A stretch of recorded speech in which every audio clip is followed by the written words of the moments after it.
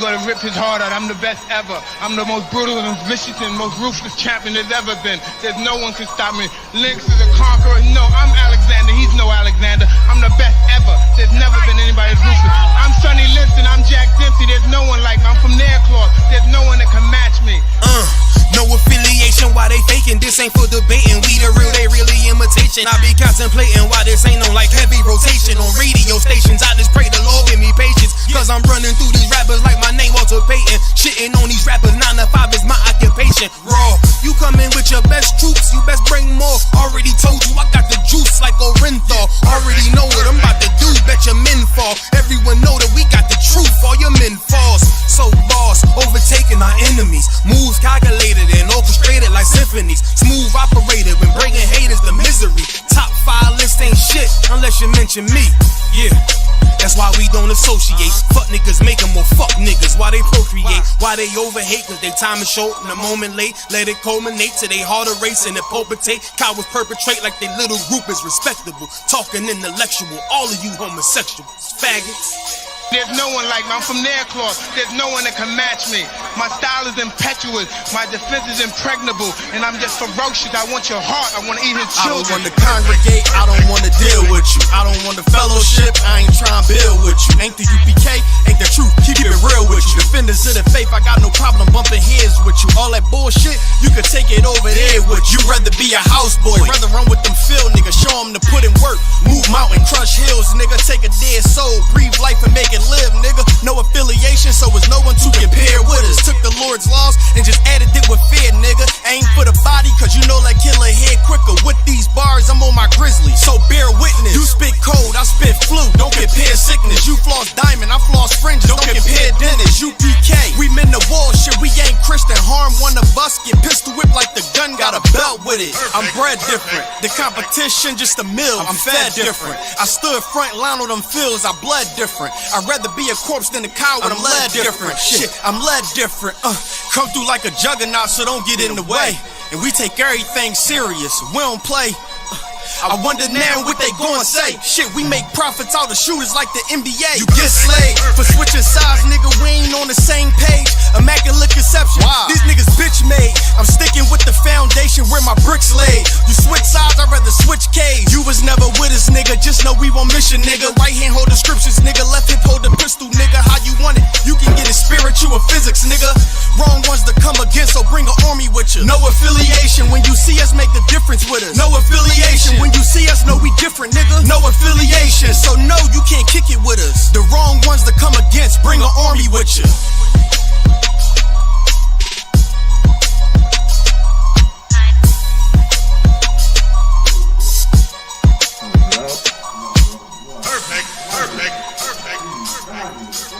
He love it. He love it. Much love. Much love.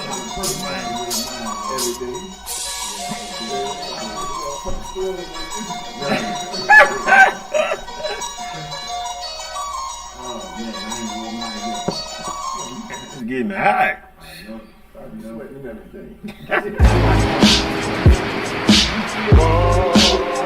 Where the soldiers at? Where the soldiers at? Where the soldiers at?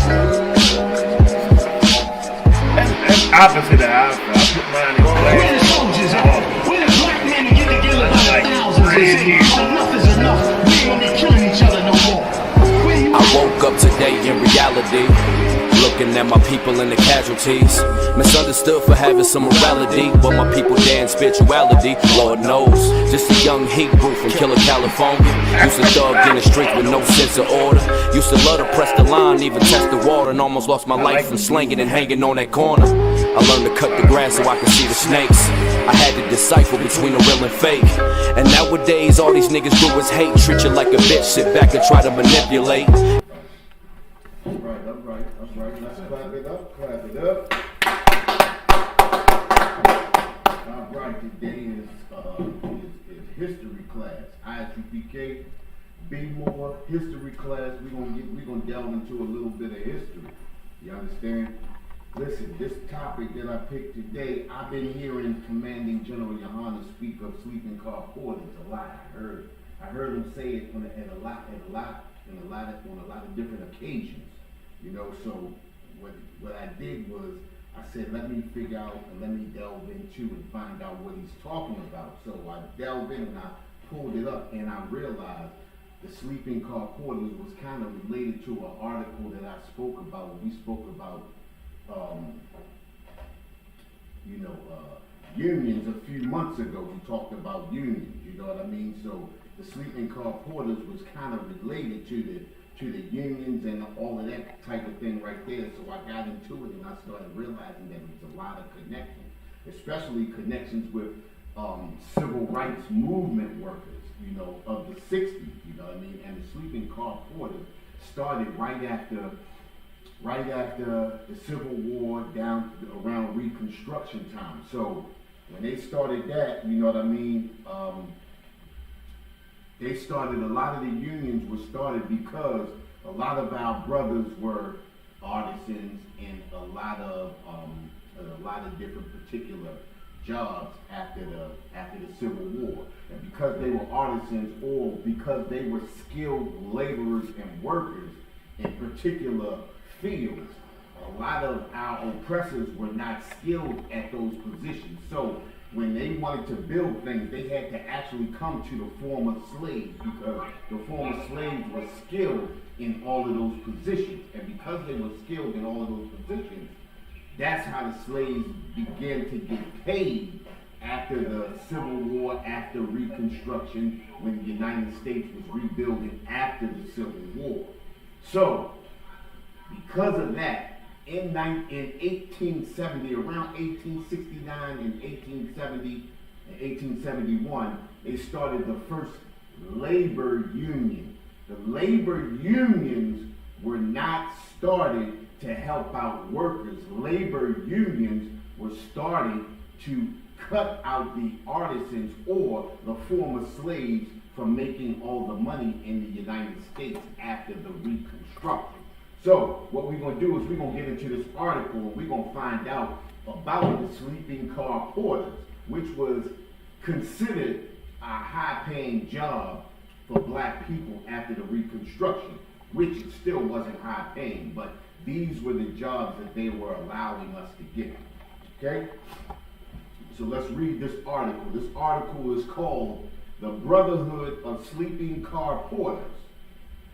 To mark Labor Day and Chicago's long history of labor activism, the CHM assistant curator Brittany Hutchinson recounts how the Pullman Company's porters formed the first all-black labor union in the United States to address low wages, long hours, and mistreatment of passengers. Now, just because they started this labor union and they talking about how it was to help to cure the long hours, low wages, and mistreatment, that does not mean that it really happened.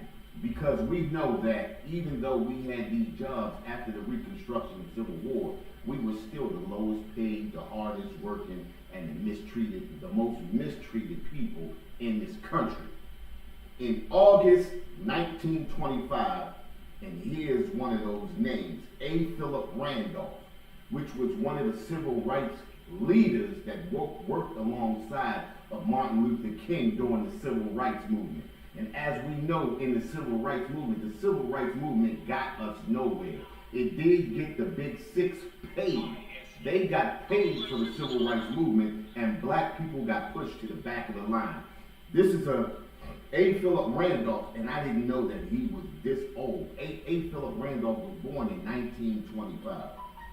He was elected president of the newly formed Brotherhood of Sleeping Car Porters, the first all-black labor union in the United States. The union initially faced opposition not only from the Pullman Company, but also porters who were fearful of termination and members of the African American community who viewed George Pullman as an ally and credited him with providing lucrative employment opportunities for formerly enslaved men and women. Now, it was a lucrative opportunity because jobs were scarce for black men and women or formerly enslaved brothers and sisters. A. Philip Randolph was supposed to be the what do they call it? the founder. He was the founder of the first all-black union, which was a union that supposed to help out blacks. Now, the first union was an all-white union. You understand? And then we're going to get into the article. We're going to get into the article and we're going to read about it. Following the Civil War, George Pullman sought to hire formerly enslaved men as sleeping car porters. And it's the same thing as them being enslaved. It was no different. They were still being poorly treated. They were still underpaid. You understand? So because it was supposed to be, they were supposed to be emancipated, our oppressor always finds a way around something. And on top of that, I want to grab a scripture, if you can, sir. Good. I want to grab Ecclesiasticus chapter 12, verse 16 out of the Apocrypha. You understand? And we always get misconstrued. We get it misconstrued when we hear things about our oppressor hiring black people. We always think it's for the greater good, when it's never been the greater good for our people. Whenever our oppressor hires us, our oppressor always has it in his mind to get the most out of us for the least. You understand? His main goal is to keep us alive just enough to work us, but not to kill us. You understand what I'm saying? You got that? Good. Let's read that. You said 12 and 7, right? 16. Say again. Ecclesiasticus chapter 12, verse 16. Come. Ecclesiastes chapter 12 and verse 16. An enemy speaketh sweetly with his lips. Listen, an enemy speaketh sweetly with his lips. This is what our oppressor does. Our oppressor speaks sweetly with his lips. He makes us feel comfortable. He gets us nice and comfortable. He acts as though he is in support of us. But our oppressor has never been in support of us. And you think about it, right? President Lincoln said if he could free the slaves and keep the Union together, he would. If he didn't have to free a slave and could keep the Union together, he would. His whole goal was never to free slaves, never to have us emancipated, but to keep the Union together. He never intended to free slaves, which they still never freed, quote unquote, freed us anyway. We still in slavery to this day. The 13th Amendment made sure of that. You understand what I'm saying? Go ahead. Good. But in his heart he imagineth how to throw thee into a pit. That's exactly what our oppressor did. You understand? He imagined how to throw us into a pit. You understand? This is exactly what we in a pit to this day. You understand? Most of us are working 2 and 3 jobs just to get by. You understand it? And if you're a single parent, you're really struggling. You understand? This is just, you need 2 people. You need at least a mother and a father in a household just to make things work. You understand? And I ain't say work and be easy. You understand? They imagined how to throw us into a pit. You understand? This is the reason why they created the labor union. This is the reason why they have created, what's that, child support, welfare. All of these things, all of these vices are nothing but snares to keep us. Let me put this on mute. All of these are devices and snares just to keep us in their grasp, to keep us alive just enough so they can get as much work out of us as they can. You understand? This is just how our oppressor thinks. And a lot of us don't understand the mind of our oppressor. Our oppressor is only here to destroy us. You understand? But we got to come back to the law, statutes, and commandments and get back into what the Most High told us to do so that we can get this oppressor's foot off of our neck. Go ahead.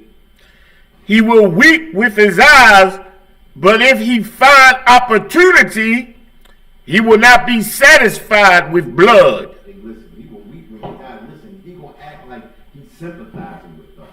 You understand? He will weep with his eyes. He gonna act like his countenance is gonna show as though he is concerned. You understand? But as soon as he gets the opportunity he is going to get that blood that he's really looking for. This is the reason why we got over 2 million brothers locked up in the prison system now. You understand? Think about how it is. Go ahead. If adversity come upon thee, thou shalt find him there first. Exactly. I mean, yeah, that's powerful right there. If adversity, when adversity comes upon us, we will find him there first. You understand? He gonna act as though he's there to comfort us. Go ahead. And though he pretend to help thee, yet shall he undermine thee. And that's what happens to us every day. He undermines us every day. Every day we step into that workplace and we working 40, 50, and 60 hours a week, we being undermined. You understand? Every time that oppressor steps up and gives another oppressor a raise over us after we've done the most work, we've been undermined. You understand? And a lot of our brothers and sisters can't understand what's going on because they have been blinded by Christianity thanks to Martin Luther King and this A. Philip Randolph. A. Philip Randolph has been doing it way longer than Martin Luther King. We gonna give the credit to Martin Luther King, but we cannot overlook A. Philip Randolph and the rest of that big six that worked right alongside of him. They all got paid $1.5 million for that civil rights movement. And black people got paid the shaft. You understand? We got stepped over. And we're getting stepped over until this day. We're getting stepped over by the Ukrainians and Afghans as we speak. You understand? We got any more on that? Was that it? Gosh, Lord. Okay. He will shake his head and clap his hands and whisper much and change his countenance. Change his countenance. And that's what he does. You understand? He gonna do everything that looks good in front of us and then change his countenance because his countenance is to destroy us. That's what's on his mind. That's what's in his head. You understand? But I'm gonna get back to this article now. We're gonna drop that. We're gonna get back to this article. While employment as a Pullman porter was eventually viewed as a high-paying job, initially it was not. The wages were very low for the standards of the day. The porters would often need to work at least 400 hours each month. How much is that? 400 hours a month. We don't even work 400 hours. 400 hours a month. We work 40 a week. God damn. Listen, this is a beast that we are under. You understand what I'm saying? I didn't even see that part. 400 hours a month. That's destroying brothers and sisters. To earn a full monthly pay in comparison to other company roles. Man, we being destroyed. And we being destroyed like that by Amazon right now. Think about it. I work there. I know what it's like to be up under that Amazon when they pushing you to get out so many packages and things per hour. You understand? 400 packages an hour. Think about it. Let me get off of that. Yeah, but it's the same thing Amazon is doing right now. All of those big corporations, Walmart, all of them doing the same thing. Good. Goodness gracious, I ain't even see this part. I'm tired. Paid the lowest salaries, had to cater to passengers every whim in order to earn tips. And that's how our brothers and sisters be out on them streets. You see our children out on them streets trying to get tips and everything, trying to make a living instead of going back into the streets and selling drugs. This is what our children are doing today. You understand? Struggling to get by, working long hours, receiving little pay.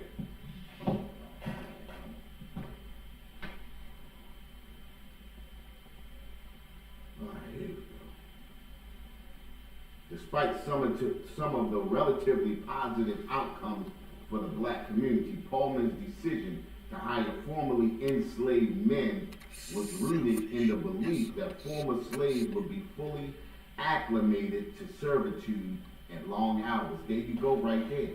You understand? He hired formerly enslaved people knowing that they would be accustomed to working long hours with hardly no pay. You understand? This is the reason why he hired them. You understand? Pullman, listen, It says passengers commonly refer to porters as George, regardless of their name, continuing the demanding practice of calling an enslaved person by their owner's name.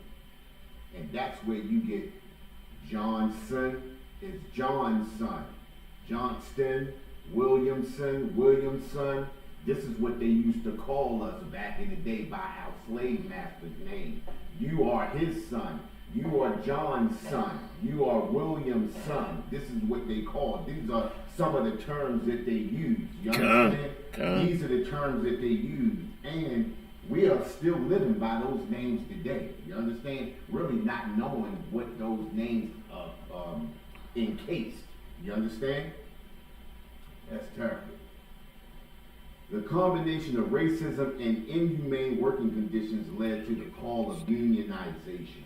Now, it says the certificate of membership in the American Federation of Labor through the sleeping car porters for Archibald Motley. A certificate, that's nothing right there. Let's go to, in 1935, the Brotherhood of Sleeping Car Porters became the first African American unionized organization to be granted membership into the American Federation of Labor. Now understand this, listen.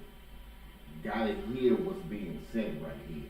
It says in 1935, remember the time 1935, around this time right here from the 1921 to the 1940s when they was destroying all the black cities and towns around America, right? So now let me ask a question. Why would they allow an all-black sleeping car porter became the first American union? Why would they grant them membership into the American Federation of Labor? Because even though they being let into the American Federation of Labor, they still, all of those dues and those union dues that they were still collecting was still, at the end of the day, going to our oppressor. A. Philip Randolph was the founder and president of this sleeping car porter, and he was still feeding our oppressor. It was the same thing that he was doing when he got into the civil rights movement with Martin Luther King, James Farmer, and the rest of them. You understand? So our people, we have a history of selling our people to the oppressor for the better good of ourselves. You understand what I'm saying? We are a destroyed people because of the leadership or the lack thereof that we have in our people. Leading to this next scripture that I want to get Jeremiah 14:2.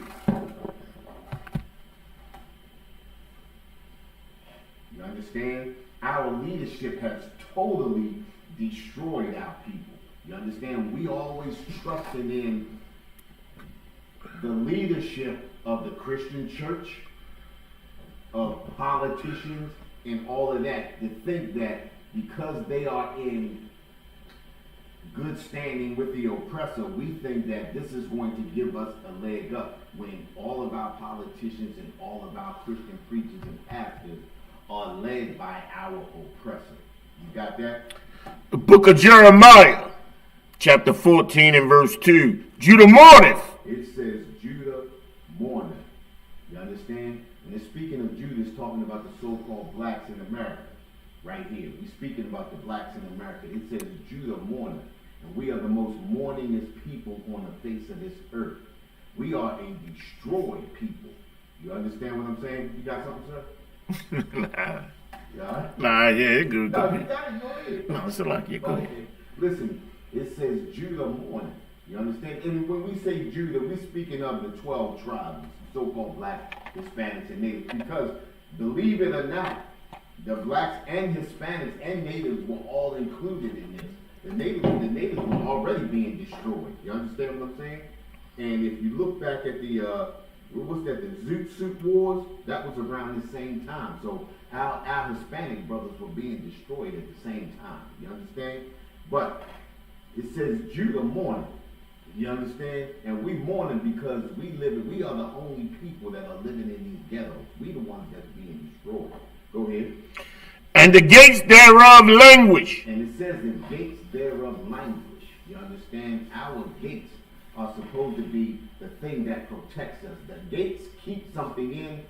keep something out. But no matter what, the gate's supposed to protect.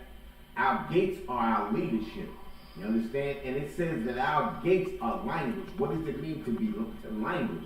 It means that they are inoperative. It means that they are unuseful. You understand? And this is what it's talking about our pastors. It's talking about our political leaders and our black leaders. You understand? Our black leaders have led us into a hellhole. You understand? We are a destroyed people because of our leadership or the lack, like I said, thereof. We have no leadership. But the leadership that we do have is right here in the ISUPK Israelite School of Universal Practical Knowledge under Commanding General Yohana. This is the leadership. This is where black people are supposed to be led from. You understand? He's the true, Commanding General Yohana is the true leader of black people today. Go ahead. They are black unto the ground. Black unto the ground. You know, black, the ground has many shades. You understand? And we come in many shades. Go ahead. And the cry of Jerusalem is gone up. And the cry of our people is gone up. Our cry of our people is gone up because we are being destroyed like no other people on the face of this earth. I don't care what you see going on with the Ukrainians or the Afghans or the Africans, the Chinese or the Koreans. Our people are being destroyed at unsurmountable numbers. We've been destroyed since we got here on these shores. You understand? In all the lands that we are in, we being destroyed. You understand? I'm going to get back to this article. All right? It says in 1935, the Brotherhood of Sleeping Car Porters became the first African-American union organization to be granted membership into the American Federation of Labor. The Pullman Company agreed to negotiations with the BSCP, and in April 1937, after 12 years of resistance, a contractual agreement was finally reached, which included an increase in wages and a cap of 240 hours per month, which is still way too much. You understand? What's that? 100? The normal per month is 160 per month. 160 per month. So that's still 80 hours too much. You understand? They just destroying our people. Let's go. Let's see. It says the BSCP's influence in the labor movement included a role in assisting the great migration of dispersing information about job opportunities and greater equality for black people in the North. As the passenger car industry declined after World War II, A. Philip Randolph and the BSCP became early and influential figures in the civil rights movement. There we go, right there. You understand? So when everything died off in the porter car movement, A. Philip Randolph took his fight to the civil rights movement and took his talents of not helping black people to the civil rights movement. As you can see, civil rights has not helped our people since the 1950s, since they started in the 1950s, the mid-50s. As the fight for labor rights and inextricability linked to civil rights. You understand? We are destroyed people because we keep looking to our oppressor to save us. Our oppressor cannot save us. You understand? Especially when we keep thinking that because our brothers and sisters, we got brothers and sisters in politics, that's gonna make it better for us. You understand? When that's the furthest thing from the truth. Listen, it says the Brotherhood of Sleeping Car Porters was a labor union organized by African American employees and other Pullman and all of that, led by A. Philip Randolph and Milton P. Webster. Over the next 12 years, the BSCP fought a three-front battle against the Pullman Company. You understand? They faced long odds. They talked about how they faced long odds. The BSCP faced long odds in 1925 despite its charismatic leadership. The union attracted only a small number of rank and file workers, and at no point before 1937 did it enroll a majority of porters. Most black leaders outside the organization distrusted labor unions. Of course they should, because all labor unions are led by our oppressor. There has never been a labor union that was an all-black labor union led by black leaders. It's never happened, and it never will happen. Not under our oppressor anyway. When the Most High returns and Christ returns, yeah, then it'll happen. We gotta come back though. Let's see where. Most black leaders outside the organization distrusted the labor union, and moreover viewed George Pullman, whose company provided jobs, relatively high incomes, and a mediocre of services to black employees, as an important ally of the black community, a reputation Pullman assiduously exploited in his effort to undermine the nascent union. Meanwhile, while the AFL granted federal local status to individual BSPCP locals, it refused to charter the all-black union as a full-fledged international, of course. Let's see what I'm looking for. Transforming his newspaper, The Messenger, into the propaganda vehicle for the BSCP and tirelessly campaigning on behalf of the union, over time Randolph convinced black leaders, clergymen, and newspaper editors that Pullman's paternalism masked what was in fact a servile position for blacks, of course. That's what it has always been, a servile position. You working long hours for hardly no pay. That's how it works under our oppressor. Within the company, and a subtle recapitulation of the master-slave relationship. That's all it was. A master-slave relationship. You understand? And our people are so wicked in getting paid and destroying our own people that we can't understand what's going on. I want to grab another scripture. It's in the Apocrypha. It's 1 Maccabees chapter 1, verse 11. You understand? It says, in the process, the BSCP became both a vehicle and a symbol of black advancement, and according to one historian, helped facilitate the rise of protest politics in black America. You got that? Okay. Let's read that. In the book of 1 Maccabees 1 and verse 11. In those days went there out of Israel wicked men. It says, in those days went there out of Israel wicked men. When it's talking about Israelites. Israelites that had only themselves in they putting their own interests at hand before the family. Instead of thinking of the whole family, they thinking about themselves. In those days went there out of Israel wicked men. Go ahead. Who persuaded many, saying, let us go and make a covenant with the heathen. It says, let us go make a covenant with the heathen. They persuaded many. You understand? Coming in saying, let us go and make a covenant with our oppressor. And that's what A. Philip Randolph did. That's what the Civil Rights Movement did. Look at us today. You understand? Our people are destroyed because we looking up to an oppressor who's looking down on us. We looking for crumbs from the oppressor when the oppressor does not want to feed us. You understand? That is not his goal. His goal is to make as much money off of us as he can before we die.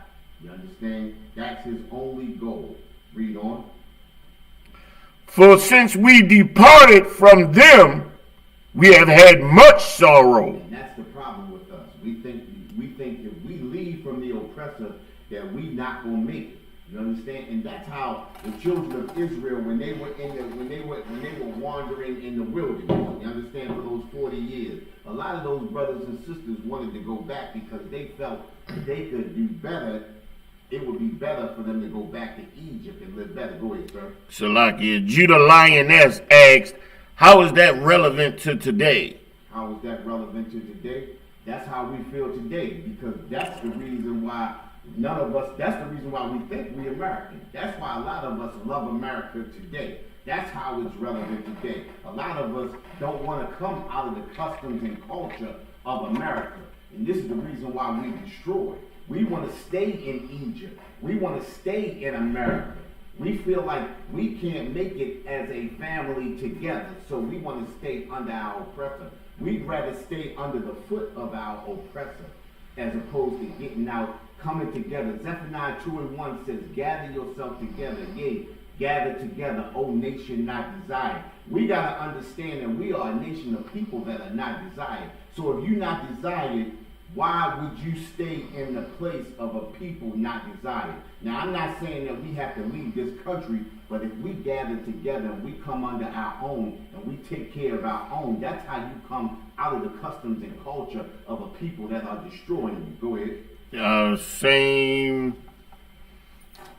Same sister. Then why do we destroy ourselves? Why do we destroy ourselves? Because we follow the custom and culture of our oppressor. Our oppressor destroys themselves. Look at what they're doing today. Look at the Ukrainians and the Russians today. Yeah. Look at the Democrats and look at the Republicans today. They destroying themselves. And because we live in this custom and culture, because we love America, this is the reason why we destroying ourselves today. We ain't doing nothing but taking on the customs and culture of a nation that's destroying us. That's all. We act white. Exactly. There you go. You understand?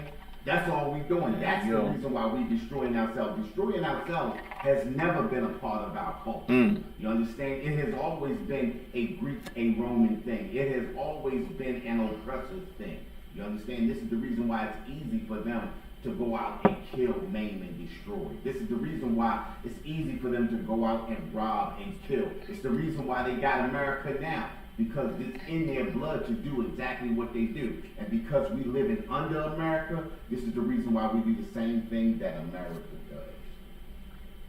Is that it? Cool. Does she understand that? Let me check.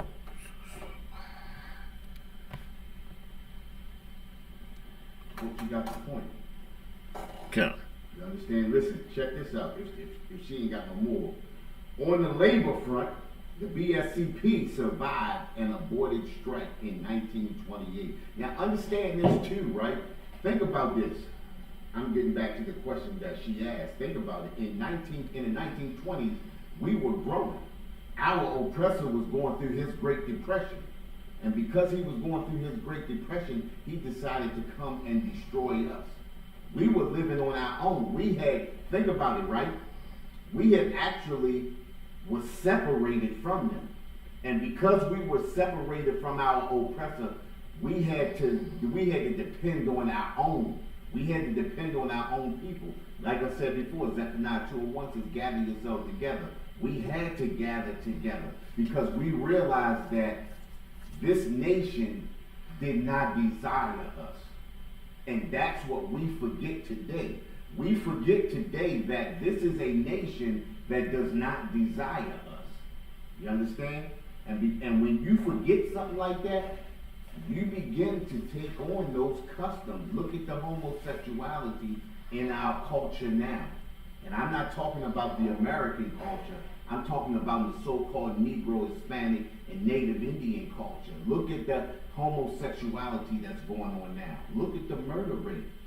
That has never been a part of our culture. That has always been our oppressor. Just to give you a few more points. You understand? Can we move on now? Good. Okay, good. All right. Let's see. I'm gonna start back over. On the labor front, the BSCP survived an aborted strike in 1928, and a precipitous dropped in membership due to the company's opposition and the hardship of the Great Depression. There you go, of the Great Depression. Now, the labor union dropped off with the Great Depression, not our labor union, but the oppressors' labor union.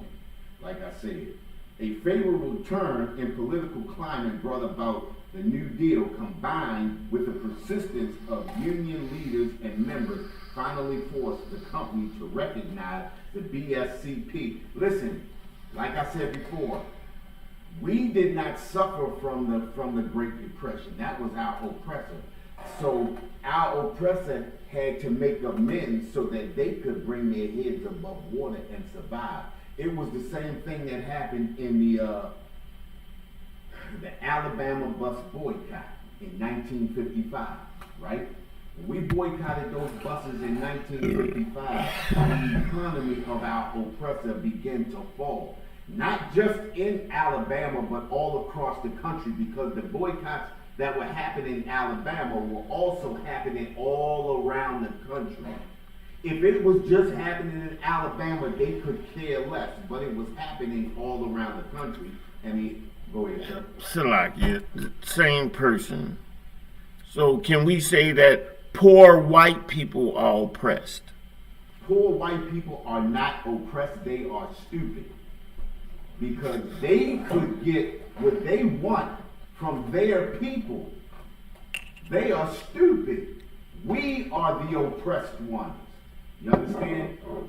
Listen, Jeremiah 14:2 says, Judah mourning. It does not say the oppressor mourning.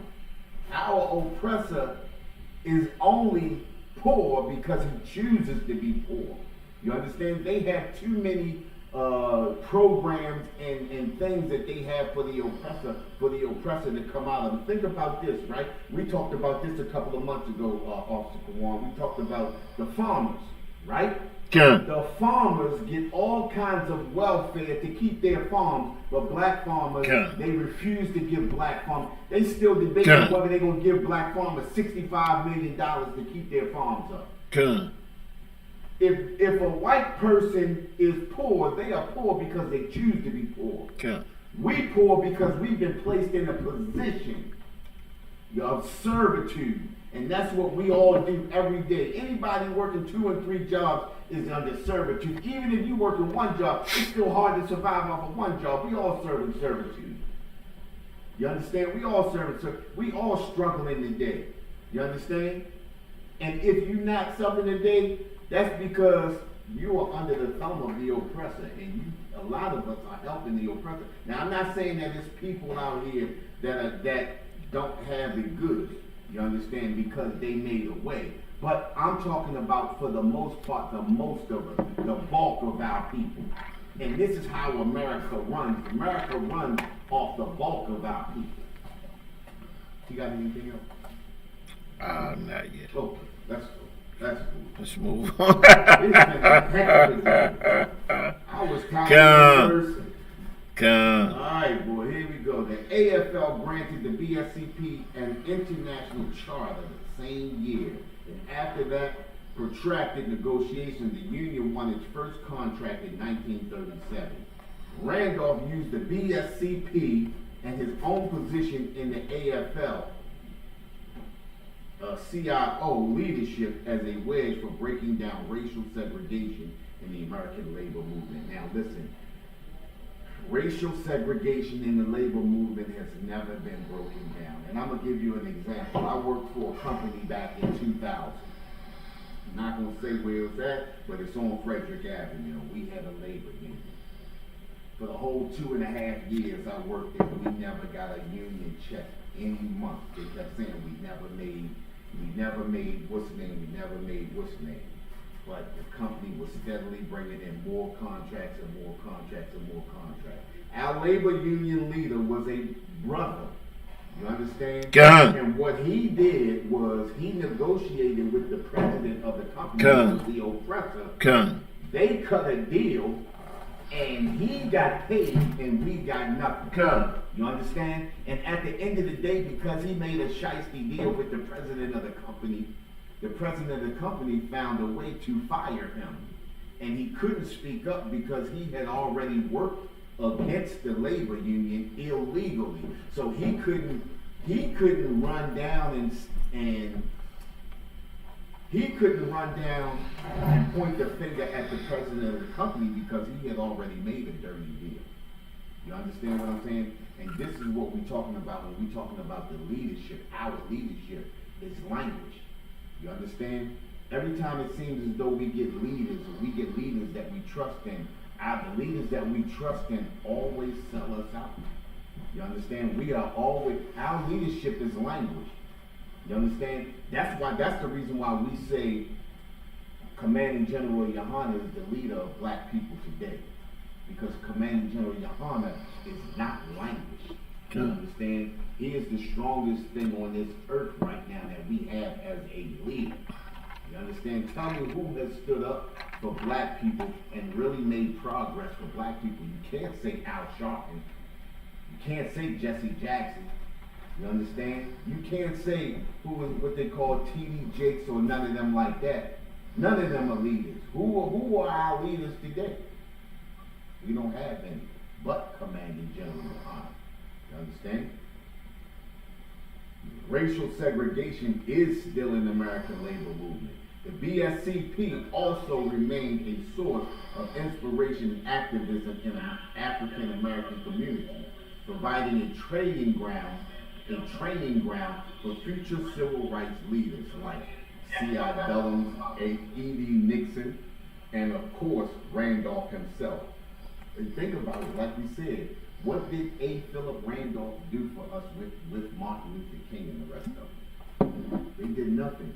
The civil rights movement got Asians laws, got Asians rights, got Asians welfare checks, or what they say, abatement, tax abatement.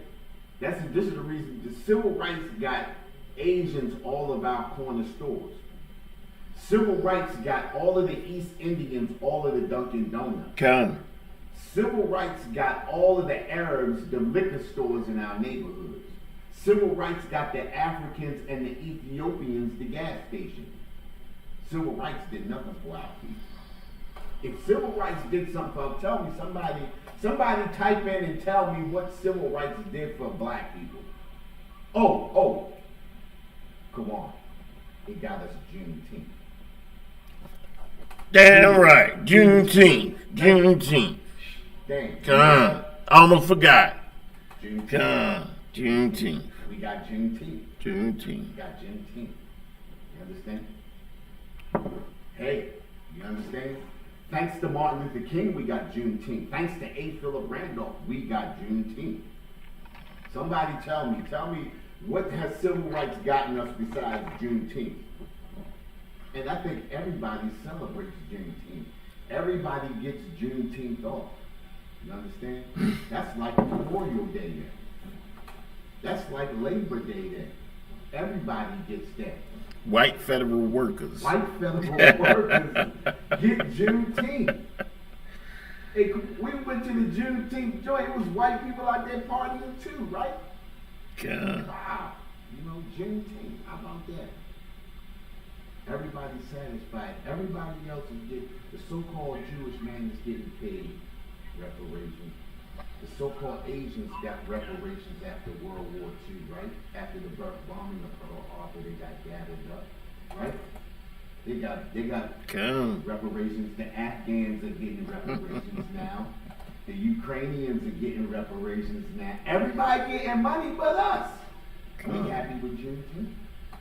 Thanks, Martin Luther King. Even when the emancipation and the so-called end of slavery happened, black people in the South did not know until 50 years later. So people were still serving in servitude for decades after that, and they implemented the let me get the name right. They implemented oh man, good night. How could I forget that? The 13th? No.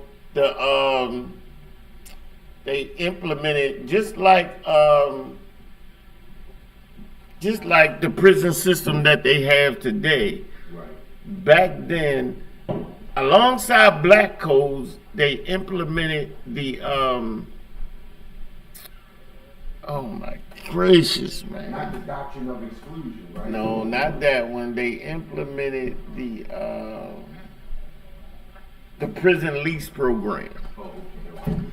Oh, okay. They implemented the prison lease program where they would lease so-called convict leasing program. That's what it was, where they would so-called lease prisoners out to the same plantations that they had just served slavery on.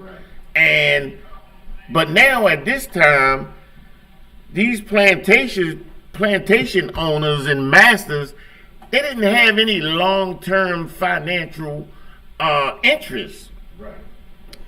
in these so-called prisoners. So the situations got a lot worse. They were being euthanized. They were being killed, not fed enough. The conditions was worse.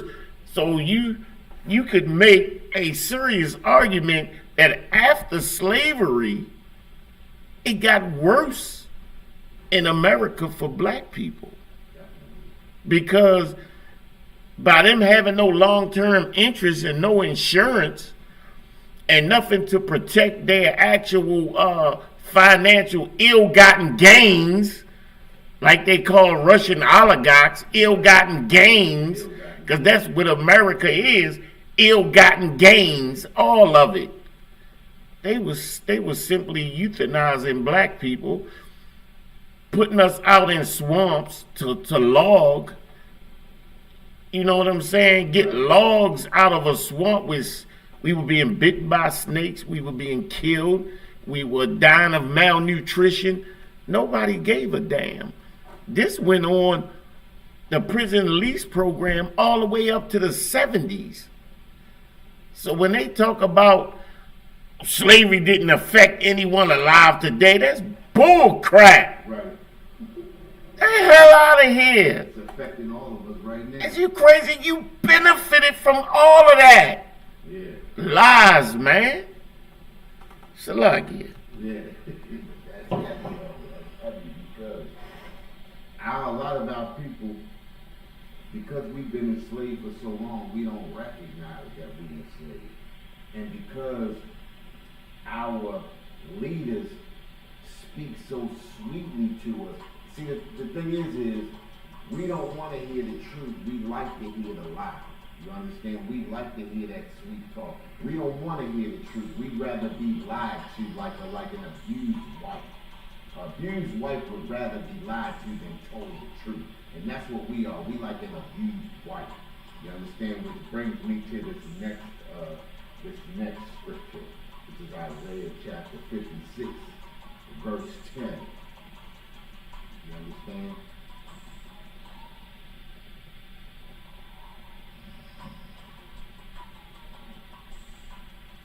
We'd rather be lied to. You understand?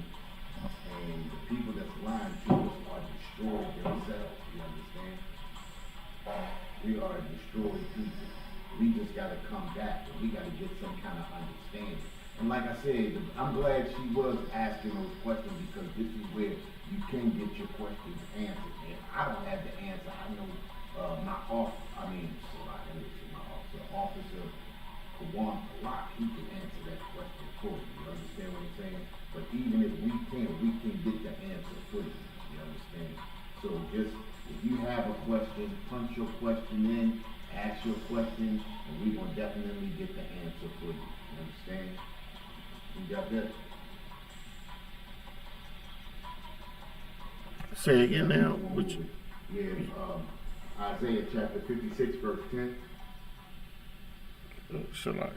Isaiah 56 and verse 10. Listen, our leadership are destroyed. Listen, it's not just Martin Luther King, A. Philip Randolph, James Farmer, and all those brothers that was in that civil rights movement, but it's also the leadership that we have today. You understand?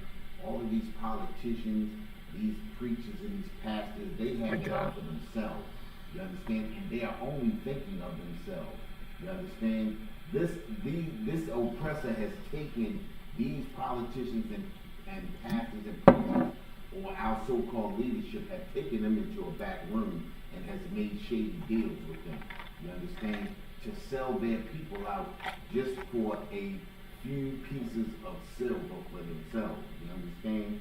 This is the reason why we are destroyed people. We got to start looking away from the shadiness of our oppressor and start looking towards the brotherhood of our own people. We got to start showing more brotherhood. You understand? You got that? Come. Let's read that. The book of Isaiah, chapter 56 and verse 10. His watchmen are blind. This is what we're talking about. Our watchmen are blind. And when we're talking about blind, we're talking about these brothers don't know what they're doing. You understand? They don't know how to lead. You understand? This is what they talk about, the blind leading the blind. The further they lead us into the hole, they fall into the same hole themselves. You understand? And then we all get caught up. Look at Catherine Hughes. You understand Catherine Hughes? She led us down a hole too. She led us down a rabbit hole too and fell into the same rabbit hole. You understand? This is just how our leadership is. You understand? Look at what was the one before Sheila Dixon and Stephanie Rollins Blake. None of them did anything for our people. You understand? As a matter of fact, they all turned their nose up at our people. You understand? This is just what happens when you make covenants with the oppressor. You understand? When you make covenants with the oppressor wants you to sell your people out. The oppressor would never sell his people out for us. So why did we do it to him? Read on. Come. They cannot bark. Oh, Salagi. His watchmen are blind. They are ignorant. They are all dumb dogs. They cannot bark, sleeping, lying down, loving to slumber. That's our leadership right there. They are all ignorant. They are ignorant of the scriptures, because if they knew the scriptures, they would not sell us out the way that they do. You understand? They are ignorant. They are all dumb dogs. They cannot bark. Listen, when time comes, when the sword is coming, when they see the sword coming, they are supposed to alert us. But our leadership does not alert us. Our leadership allows us to be plowed down by the oppressor. Our leadership allows us to be hit by the sword. This is the reason why all our brothers and sisters are being shot and killed and murdered in the streets. This is the reason why we have over 50,000 sisters missing as of today. You understand? This is the reason why we are number one in abortion. You understand? This is the reason why we number one in heart disease and every number one that's terrible on the list. You understand? Because of our leadership, they are dumb dogs. They cannot bark. They will not alert us to anything that is set out to destroy us. Our brothers and sisters sit right in all of those meetings when all of those laws are made, and they agree with all of those laws. Our leadership are all dumb dogs and cannot bark. Go ahead. Sleeping, lying down, loving to slumber. Loving to slumber, loving to lay around and relax and max while we being destroyed. You understand? They love to slumber. They not going to alert you to anything. I got into a court one day and a woman told me it was my fault. I was ignorant to the law. You understand what I'm saying? And this is how they treat us. They don't let you know anything until you get into the courtroom and find out that was illegal. You understand what I'm saying? Read on. Yeah, they are greedy dogs. They are greedy dogs. This is why their pockets are fat. You understand? But they only greedy dogs for the moment, because eventually they gonna fall to the hammer too. Go ahead.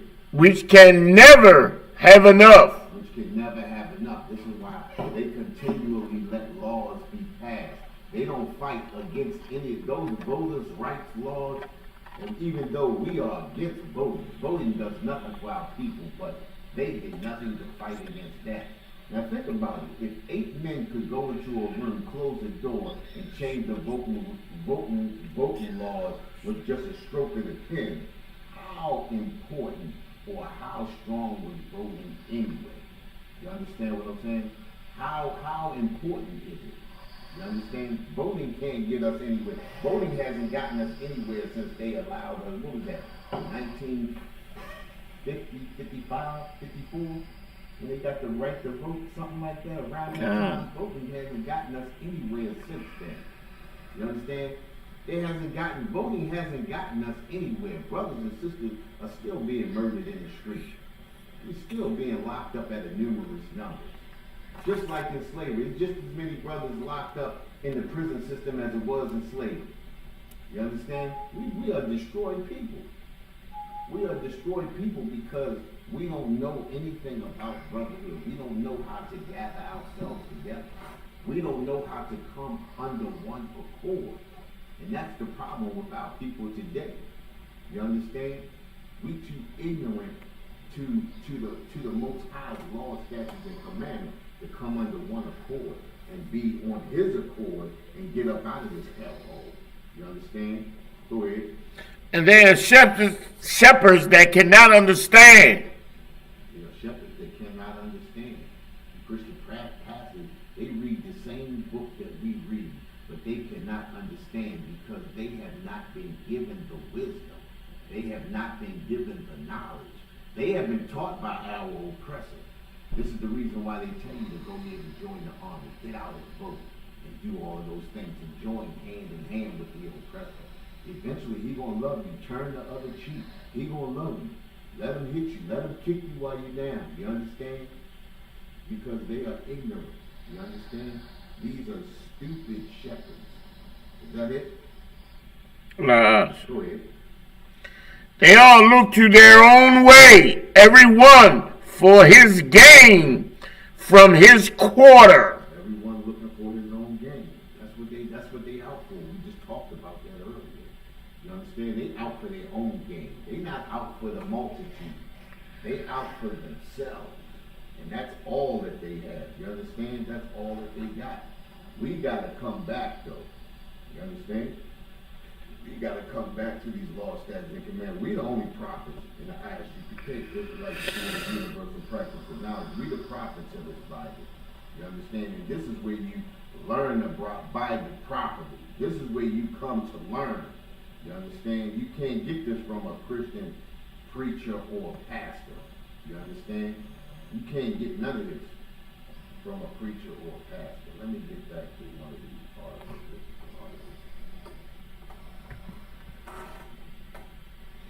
Okay, here we go. Little known facts about the labor issue. Listen, check this out. It says little known Black history facts. The first Black labor union. Labor Day is a highly anticipated holiday across the nation, and a time when many working families take a day to relax and reflect. A holiday established in 1887. Now listen to that date. Remember this, right? It says, so-called blacks, Hispanics, and natives were freed in so-called 1865. In 1870, the first all-white labor union was established, and by 1887, which was 17 years later, they created a holiday. Because after everything that we started building, after everything began to fall and crumble, they created a holiday to celebrate and to commemorate. You understand? All right, let's see. Was to honor, listen, it says the holiday established in 1887 was to honor the American labor movement, union, and labor organizing is a hallmark of the American landscape, and African American unions began to flourish in the 1800s. In 1869, the all-white National Labor Union realized that its efforts to protect the rights of workers shall be applied to all, regardless of race. Now, we all know in 1869, that's a lie right there. All-white labor union wanting to make sure that everything was applied to all, regardless of race. Come on, that's a fat lie right there. We all know that that's a lie. Let's think about it. 1869, only 4 years after the Emancipation Proclamation, when the whole South was pissed off because they didn't have any slaves. Come on, let's be real. And think about it, the labor unions really benefited the South anyway, because that's where all of the work, that's where most of the work was at already anyway. So even in this paragraph right here, even this article, it's a lie. The group invited a handful of black ship workers from Baltimore to attend its national conference that year, with Isaac Myers and others among that group. Myers, a native of Baltimore and a ship caulker by trade, created the Color Caulkers Trade Union Society. Okay. Under his leadership, other black ship workers began to organize, which caught the attention of the NLU. During the NLU's conference, Myers was named the president of the Colored National Labor Union. Listen, he didn't say he was the president of the NLU. He was president of the Colored NLU. You understand? So think about it, right? They wanted to help out and make the playing ground level for all people regardless of race, but they still didn't let African Americans into their labor unions. Instead, made them create their own labor unions, which they still headed up. Even though this dude Myers was the president of it, they still headed up the labor union. You understand? I needed you to hear that, Kawan. Listen to this, right? It says, they talking about this dude, let's see, Isaac Myers, right? Yeah.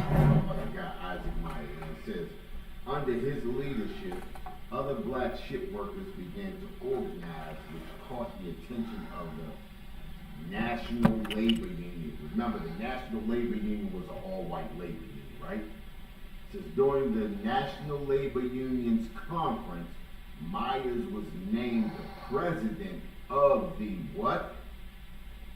Colored National Labor Union. Not the National Labor Union, the Colored National Labor Union, right?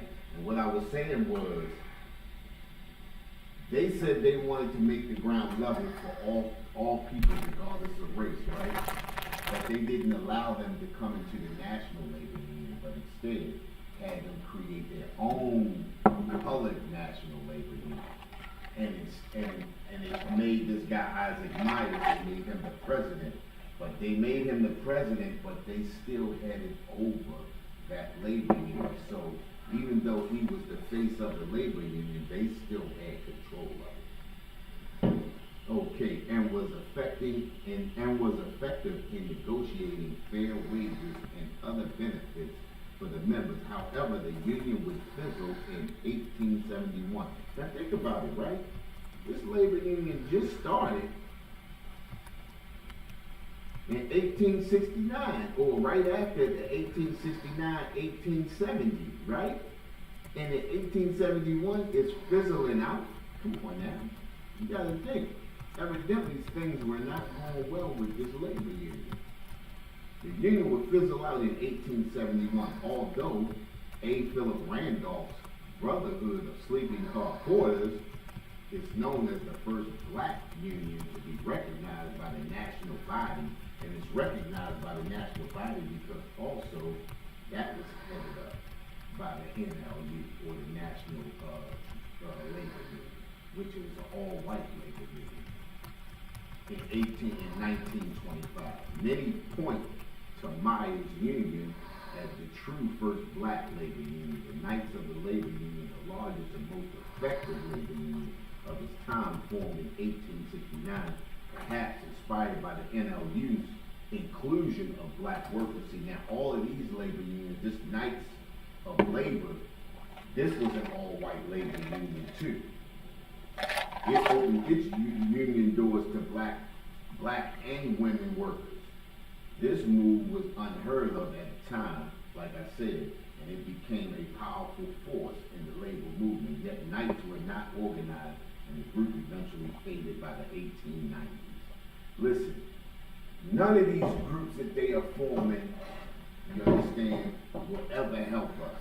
You understand? And this is the reason why the Most High tells us to gather ourselves together, together, a nation at a time.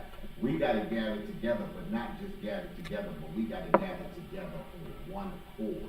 We have to be on the same accord, and there's only one place that you can be on the same accord, and that's under the Most High. You got to get up into this ISUPK Israelite School of Universal Practical Knowledge and get this real, true knowledge. This is where knowledge is found at. You understand? This is where you have to come at and get what you need. Give me one more scripture. Give me Leviticus chapter 26, verse 17. Leviticus chapter 26, verse 17. God. The book of Leviticus, chapter 26 and verse 17. And I will set my face against you, and ye shall be slain before your enemies. They that hate you shall reign over you, and ye shall flee when none pursueth you. This is what happens to us right now, right? We following our oppressor. Oh, excuse me, Salaki. This is what happens to us now. You know what I mean? We following our oppressor. It says it will set my face against you. And being in the customs and culture of our oppressor, thinking that we don't get the same benefits as our oppressor, and us relying on our oppressor, we setting our face against the Most High, and we gonna be slain before our enemies. And this is what's happening to us. All this love and everything that we showing out our oppressor, we being slain by our oppressor. They that hate you shall reign over you. This is why we being reigned over right now. This is why we on the bottom. This is why every nation comes over here, steps over us. You understand? Because we don't want to hearken to the voice of the Most High. We don't want to listen when the Most High tells us to gather together and come together and be on His accord. You understand? We want to come together and be under the oppressor. We rather follow the oppressor's laws. We rather be homosexuals. You understand? We rather do everything but what the Most High tells us to do. You understand? Wait, you got something? Oh. Drop that. I'm gonna drop that. And get me Ecclesiastes 7 and 7.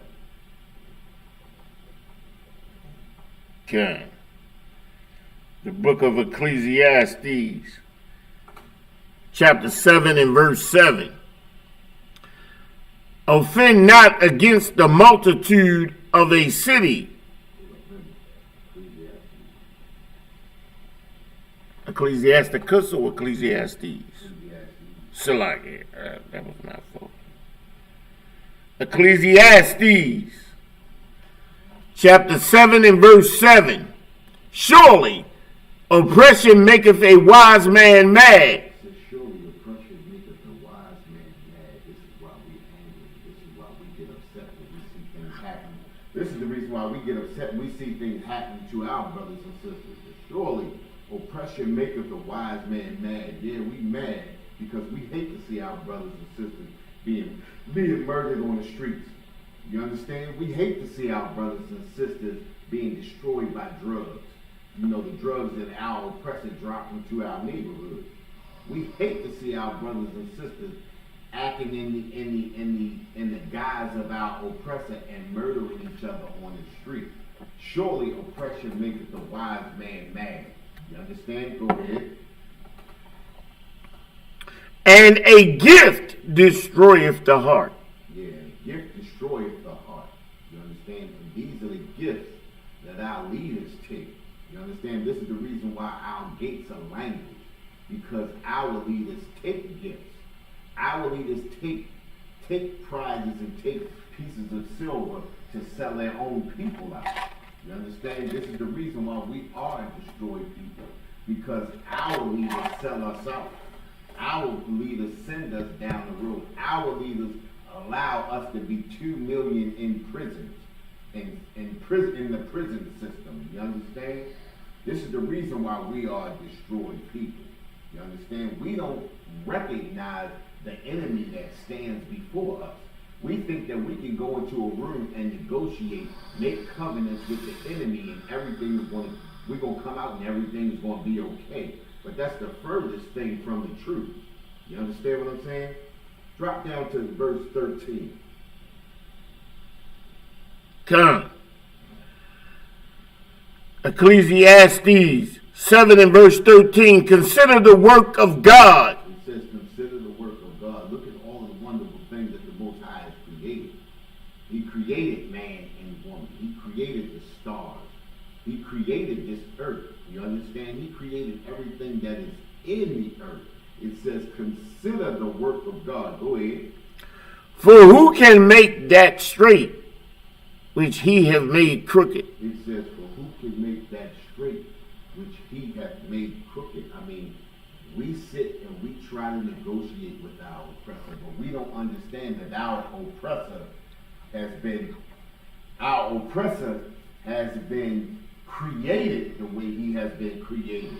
He has been created like that for a purpose.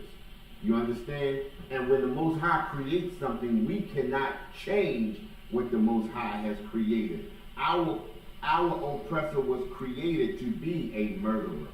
He was created to be a liar. He was created to be a thief that he is. You understand?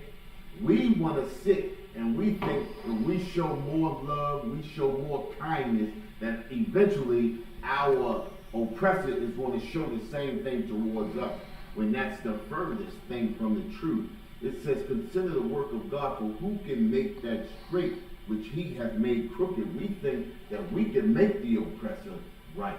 Eventually, if we show enough love, he's going to love us back, when that's the furthest thing from the truth. It's to say that he has a perpetual hatred for us.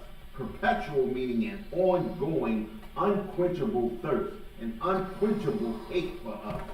Nothing's going to change about our oppressor. We have to get up on our high horse and we have to come together. We have to love our own people. We got to start showing love to our own brothers and sisters. You understand? We got to come out of the customs and the culture of America.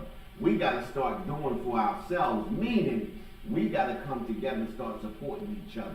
We got to stop supporting those Arabs. We got to stop supporting those Asians, those Koreans. We got to stop supporting the Ethiopians and any other nation that does not support us and that is not of the 12 tribes of Israel. We got to start giving back to us. All these other nations come into our neighborhoods and they take and take and take, and they don't give anything back. Well, it's time for us to start taking back and start to give to our own people. You understand? We got to start giving to our people and stop relying on other nations to feed us. We got to start feeding our own, you understand, and being the people that the Most High created us to be. The Most High created us to be the leaders, the rulers of this earth. But we giving up all rulership to our oppressor and all the other heathen nations. You understand? We got to come back and start doing what we were created to do. We were created to be the rulers. You understand? Give me, let's see.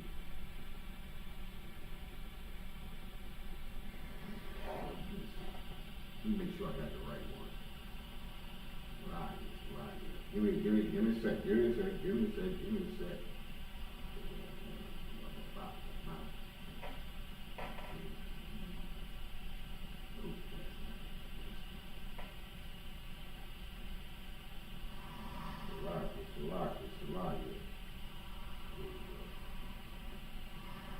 That 1 Corinthians.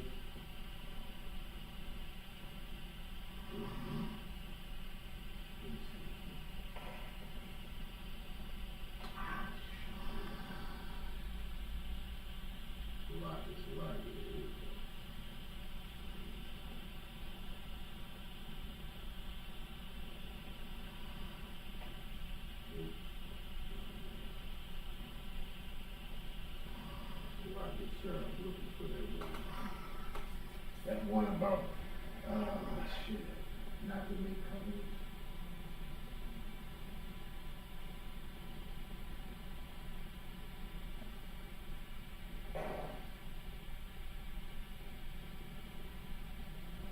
You know what I'm talking about? No, I'm not sure. What you looking for now? Oh, okay, wait a minute.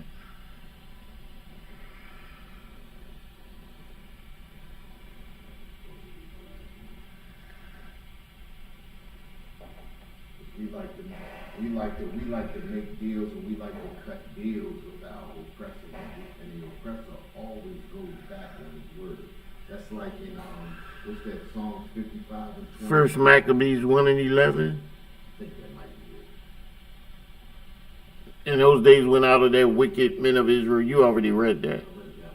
Exodus 23 and 32. Thou shalt make no covenant with them. Right there. Yep, that's it right there. Exodus 23 and 32. Okay. Yeah, that's it. In the book of Exodus 23 and verse 32. Thou shalt make no covenant with them. It says, thou shalt make no covenants with them. And that's the problem with our people today. You understand? We like to make covenants with the oppressor. You understand? The oppressor always breaks his promise. He always breaks his word. He has never been a man of his word. You understand? Look at the Native Indians. You understand? They made over, over 200 trees with the oppressor. And I read an article not too long ago. It said they had broken over 200 covenants with the Native Americans, and they still breaking those covenants to this day. The oppressor has never stopped breaking his covenants. You understand? He has never stopped breaking his covenants, and that's just a part of his character, his countenance. You understand? And with that, we're the Israelite School of Universal Practical Knowledge, started out at 1 West 125th Street, Harlem, New York, under Commanding General Yohana. We've been bringing this truth since 1969. And what is that truth? That truth is that the so-called blacks, Hispanics, and Natives are the true Jews of the Bible, and the oppressor is the devil that the Bible speaks of. And with that, we pass the class over to Priest Officer Kawan Clock.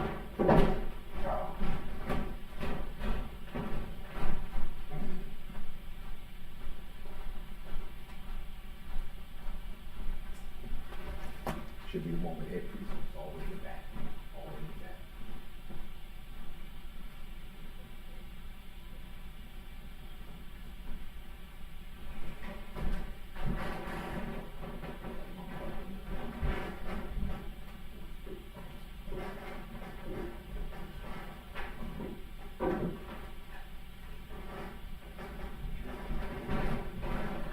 Yeah.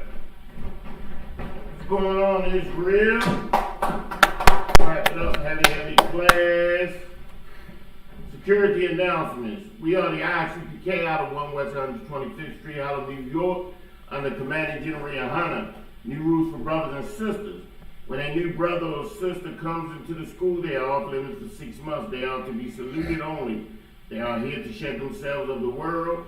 After 6 months, if a brother or sister has an interest in a particular person, he or she must get permission from the head to speak to a brother or sister. There is another 6 months in which the brother or sister will court each other. After this 6 months period, the brother or sister will get permission from the head to marry, tithe, which is a commandment. You can find this in Numbers 18:21, Malachi 3, 8, and 10 means tenth in the Hebrew and pronounced by Asherah. 10% of every penny Any increase the Lord gives you, give to the Treasury Department or teacher, priest fund. Free will offering for priests, not mandatory. Whatsoever amount you would like to give, upcoming holy congregation.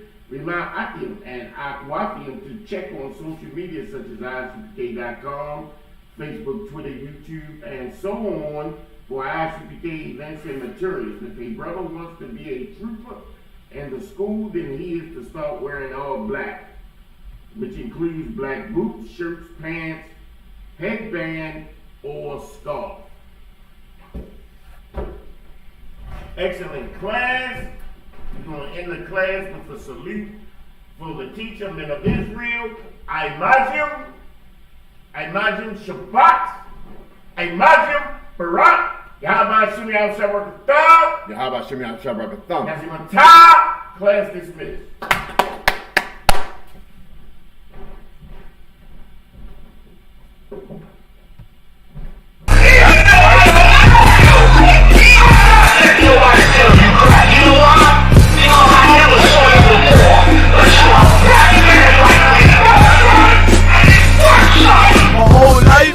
Trying to find something to follow. Had loyalty, every man tried to borrow. Felt pain and a lot of sorrow. Got betrayed, so packed, I didn't even have my heart broke. Living confused, about to lose hope.